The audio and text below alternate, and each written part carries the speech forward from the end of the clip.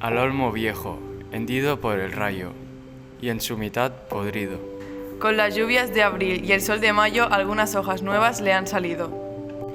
El olmo centenario en la colina que lame el Duero. Un musgo amarillento le mancha la corteza blanquecina al tronco carcomido y polvoriento. ¿No será, cual los álamos cantores que guardan el camino y la ribera, habitado de pardos ruiseñores? Ejército de hormigas en hileras va trepando por él, y en sus entrañas urden sus telas grises las arañas. Antes que te derribe, olmo del Duero, con su hacha el leñador, y el carpintero te convierta en melena de campana, lanza de carro o yugo de carreta. Antes que mojo en el hogar, mañana ardas de alguna misera caseta al borde de un camino. Antes de que descuaje un torbellino y tronche el soplo de las sierras blancas. Antes que el río hasta la mar te empuje por valles y barrancas.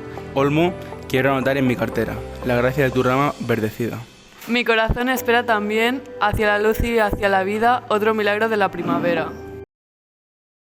El dissabte, dia 7 de maig, els alumnes de quart de l'ESO de l'Institut de Xantona participarem en el Clean Up Day. Us animem a tots i a totes a participar en aquesta neteja del nostre entorn natural. Perquè volem conscienciar la gent. Perquè volem un entorn natural sense residus. I us esperem!